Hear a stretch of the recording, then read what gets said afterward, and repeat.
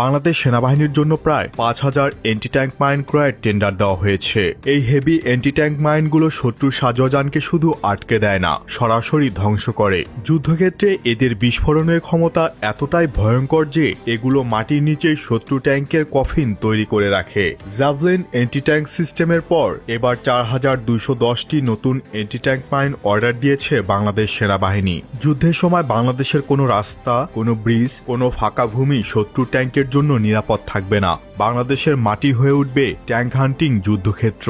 Russia Ukraine যুদ্ধে আমরা দেখেছি ট্যাঙ্ক যতই আধুনিক হোক না কেন, এন্টি ট্যাঙ্ক মাইন এবং এন্টি ট্যাঙ্ক গাইডেড মিসাইল ঠিকমতো ব্যবহার করা হলে ট্যাঙ্ক কখনোই নিরাপদ নয়। ইউক্রেন একের পর এক রুশ ট্যাঙ্ক ধ্বংস করেছে এই দুই অস্ত্রের সমন্বয়ে। মাইনফিল্ডের উপর ট্যাঙ্ক উঠে বিস্ফোরণে থেমে যায়, আর ঠিক তখনই এন্টি ট্যাঙ্ক মিসাইল আঘাত করে। এই কৌশল সরাসরি প্রমাণ করেছে ভূমি নিয়ন্ত্রণের ক্ষেত্রে মাইন একটি নীরব ভয়ঙ্কর অস্ত্র।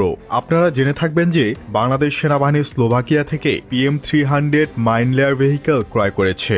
রাশিয়ান উরাল 6:6 ট্রাক্সেসিসের ওপর বেস করা এই সিস্টেম যুদ্ধক্ষেত্রে এবং উপকূলীয় এলাকায় এন্টি পার্সোনেল বা এন্টি ট্যাঙ্ক মাইন বিছানোর কাজে ব্যবহৃত হয়। 2021 সালের বিজয় দিবস প্যারেডে সর্বপ্রথম এটি জনসম্মুখে প্রকাশ করা হয়। এই সিস্টেম একই সাথে কয়েকশো মাইন বিছাতে পারে। নিজস্ব সেনা স্থাপনায় শত্রুর গোপন অনুপ্রবেশ রোধ এবং উপকূলীয় এলাকায় অ্যাম্ফিবিয়াস অ্যাসল্ট বা মেরিন ল্যান্ডিং এর এগেইনস্টে এসব মাইন লে করা হয়ে থাকে।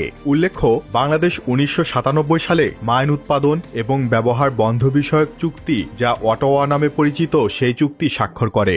এখন পর্যন্ত বিশ্বের 162 দেশ এই চুক্তিটি স্বাক্ষর করেছে। উক্ত চুক্তি স্বাক্ষর করার কারণে বাংলাদেশ বিপুল সংখ্যক রিজার্ভ করা মাইন ধ্বংস করে দেয়, যার জন্য বাংলাদেশ যুদ্ধক্ষেত্রে কখনো অ্যান্টি পার্সোনেল মাইন ব্যবহার করতে পারবে না। কিন্তু আমাদের প্রতিবেশী দুই দেশ ভারত এবং মিয়ানমার চুক্তি স্বাক্ষর না করায় তারা এখনো অ্যান্টি পার্সোনেল মাইন ব্যবহার করে যাচ্ছে। বাংলাদেশের কেনা এন্টি ট্যাঙ্ক মাইনগুলো সাধারণত অ্যান্টি পার্সোনেল মাইন থেকে অনেক বড় হয় এবং এদের বিস্ফোরক চার্জের পরিমাণও অনেক বেশি থাকে। বেশিরভাগ এন্টি ট্যাঙ্ক মাইন বিস্ফোরণের জন্য একটি নির্দিষ্ট পরিমাণের চাপ প্রয়োজন হয়। এটি নিশ্চিত করে যে কোনো সাধারণ মানুষ বা হালকা কিছু দ্বারা এই মাইনটি বিস্ফোরিত হবে না।